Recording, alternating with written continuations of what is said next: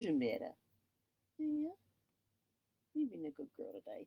Hey, kia ora. Helen Brahms here, coming to you live from Mesa in Arizona. Hope you're all having a super fantastic, sparkling, shake it up Saturday. Oh my gosh, what a day it has been. So, what did you do today to shake up your Saturday, to do something different, to get out of your routine, try something new? What exciting things did you get up to today? Um, just let us know in the comments below. That would be awesome because I love to come up with different ideas for Shake It Up Saturdays to see, just how much are we actually shaking up our day, changing our mindset, doing something out of the norm, expanding our thought process, expanding triggering our creativity and stuff. So I just finished like about almost an hour ago our monthly mastermind group. Oh, it was so good.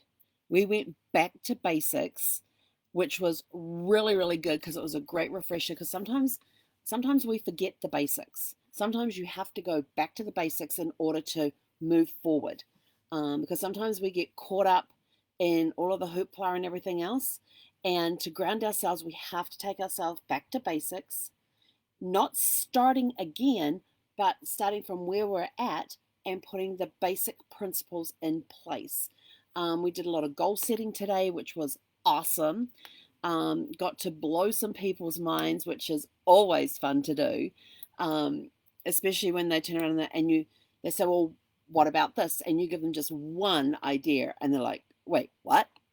And it was sort of for them, it was like, I said, "Oh, that's nothing." I said, "Wait until we take that idea and tell you exactly how that idea can blow up." I said, "That's when it gets mind blowing." So hopefully we didn't scare any of the new people off, but it was a fantastic, fantastic day. My mind is like swimming with ideas. I have pages of notes. Um, Usually on the day one, I may take 3 or 4 pages. I've got like, what do I got up to?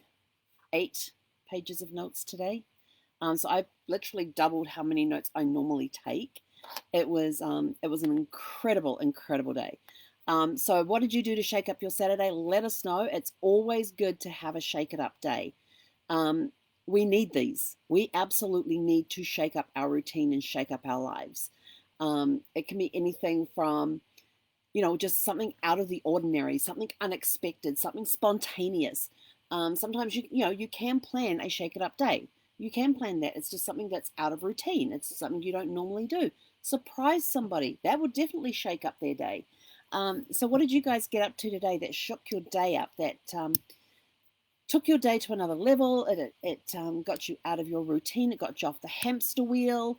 Because often we're just running along so hard on that hamster wheel, not getting anywhere. um, I often wonder, why do hamsters run on hamster wheels? They don't go anywhere. Just think of a hamster running on that hamster wheel. They're not going anywhere, and that's what our lives get like. Our lives get like that, and the brain sort of like shuts down some. The brain needs stimulation in order to. Oh, hello. There you go. Oops, I have no idea where that just went. She'll go find it.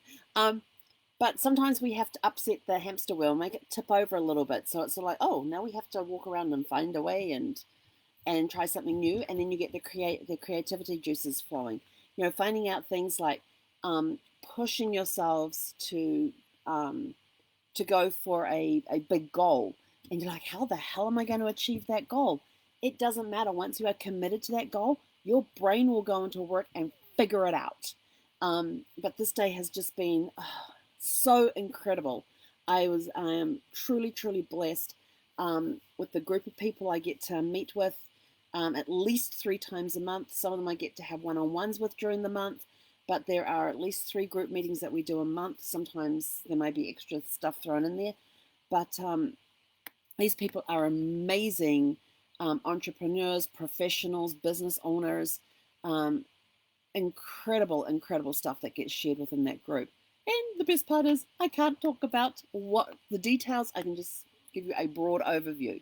Um, but amazing, amazing, amazing day. And some of the goals are like, wow, that's awesome. Go for it. I like being a cheerleader. I like being a cheerleader. So I got to write down some of the goals that I got to hear about so I can go be a cheerleader for that person and do what I can to support them in achieving their goals and things. But so please let us know in the comments below what you did today to shake up your Saturday. Would love to hear your ideas. Always looking for different ideas to do when I'm feeling a little down in the doldrums. I feel like I'm spinning on that hamster wheel a little too much. I don't like getting on the hamster wheel. I like to shake things up a bit. You know, Zephy and I, when we go out for our walks, yes, we have some walks that are the same. And, you know, we're only, what do we go? We go behind us one row, because there's no RVs behind us. We walk across the site directly behind us. Then we go 4 sites down, and we're at the dog park, at the smaller of the dog parks that we can walk to. Well, we can actually walk to any of them, but we're at the, you know, for the smaller dog park. And so we go that way every morning to get there. But coming home, we don't come back the short way unless I'm really, really tight on time and I need to get on my morning calls. But we go out of the dog park and I stand there. I just stand firm and I go to Zephy, left or right. And she will start walking off in one of those directions, and that's the direction we go home. And so she gets to choose the direction. What she doesn't get to choose is if we go left, I quite often take us a different route to get back here. And if we go right, oh my gosh. Sorry. Zephy has this round toy that did have squeakers in it that she took out. It's got a hole in the middle, and she just picked it up, and she had one paw. She had the thing in her mouth, and one paw was caught in the center hole, and she's busy hopping around on 3 feet trying to figure out how to get her foot out of the hole. It was hilarious. Sorry. But, you know, there's different routes that we can go to get back here. And it's sort of like, okay, do I just want to go down the end of the street, across the end, and then back, and then into our street? Or do I want to change it up a little bit? And we're going to go, when we get to the intersection where I just go left into our street, do I want to go straight ahead? Or I can go to the right and go down that way and come back a different way. So we come in from the other end of the street. So there's different things that we can do to change up our day. You know, just something as simple as walking around a campground. It keeps her on her toes. It keeps me on my toes. There's always new smells. So of course the only problem is that when we do a new route, it takes us a lot longer because somebody has to stop and sniff every 3 feet. This is the toy that she had, and she had her paw through the center hole, and she was hopping along trying to. It cracks me up. Flies like a frisbee, and then she's got to go find it. The only thing is that when we go a new route, is that she's got to stop every 3 feet to sniff everything in detail. It's the type of puppy she is. You just got to know what's going on, what's happening, catch up on all the gossip. I call it gossip. And then there's some places that obviously get peed on by several dogs because she has to. She literally lays down. So she's worked out 2 ways to stop me from making her move along. If she got something that she really, really has to sniff. So obviously a lot of dogs have peed in that area or something, but it's a place that she really, really has to sniff. She puts her front paws out so that I can't drag her along. And then when she realizes that I'm probably going to pick her up and move her, she will lay down on her stomach and keep sniffing. But the one thing that she has found that I will not tug her on is if she goes into the crouch to pee. She's such a smart dog, this dog. So she's figured out if I really don't want, if she's figured out this is a really, really good spot, I really want to stay here for a while, so I'm just going to crouch like I'm going to pee, and then Mum won't pull me. Like I said, smart dog. Hang on, come here. There you go. So yeah, she's found out that I won't tug on her if she looks like she's peeing. So that is her way of, I want to stay here a little longer and sniff, and because I'm in this crouch thing, it looks like I'm going to pee, and I know you won't pull me when I want to pee. So she's figured that out. So, and like last night we did, what was the track we did? We did 1.5 miles around the campground last night, and we went all the way over to the other side of the campground, and went basically almost all the walk that we did, except for the last little pieces like on our streets, was all brand new area that she had never walked in before. So it took us a while. And then we had to stop and talk to the residents that we met along the way, because they see you walking down the street with a dog, and they're like, come out. It's like the dog is a magnet. And of course, her batteries have been replaced in her little lights that go on her harness. And so people see the lights coming down the street, and they're all like, oh, is that a dog there? Yes, it is. Oh, Oh, what type of dog? Oh, she's so beautiful. And off we go. So we have to stop and we have to converse with these people. And then we move on to the next one and they come out and talk and everything else. But I think it's really a lot of people are lonely and it's that human interaction that they're craving for. So they come out on their little porches, the tops of their stairs of their homes and stuff, and will stand there and talk to you. And they want you to stop and talk, even though you just want to get on and walk. So I think we were out for like 2 hours last night. It took us 2 hours to walk a mile and a half because we kept getting stopped with people wanting to, they seen Zeffie come along with her little red lights on. I have a flashlight that I keep in my other hand just to wave it along so that people, so we've got the white light with the red light so they can see me and they can see the lights on Zeffie's harness. Maybe I should just wear my reflector jacket thing. That might be better. No, that thing gets hot. It's just a vest. It just goes over the top of, yeah, but it gets really hot, which is surprising. But then I had a sweatshirt on last night. It was boiling last night, and we were in like the low 60s.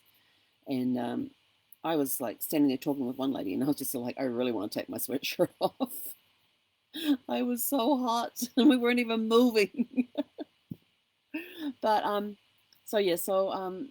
take different routes. Go find new things to see. If you normally go for a walk around the block, extend it a different block. Go for a walk around a different block. Walk across the street and walk around that block. Or go around 2 blocks instead of 1 block. Find something new to do, some different way to go, so that you can you never know what you're going to discover. You really don't. So you could make a new friend. We made a new friend last night. Her name's Joanne, and she has this little chihuahua that actually sits right beside her feet. And every time Zeffie came over, the dog would back up a little bit, or she'd just sit there, and Zeffie would sniff all over. And Zeffie realized that dog did not want to play, and was happy to sit there. But Zeffie went over to say hi anyway, and then came back over by me and just kept sniffing all around, drinking the filtered water and everything. So, you never know who you're going to meet, what friends you're going to make along the way. And if you listen to sometimes when I'm out walking, I listen to audiobooks. And I like listening to action adventure books when I'm out walking. And the reason I like to do that is because I get a lot, even though I'm fully aware of what's going on around me, I can get lost in the story while staying fully aware of what's around me. I get into the story and then they get into the action scenes, and you cannot, under any circumstances, except for a time crunch for a meeting,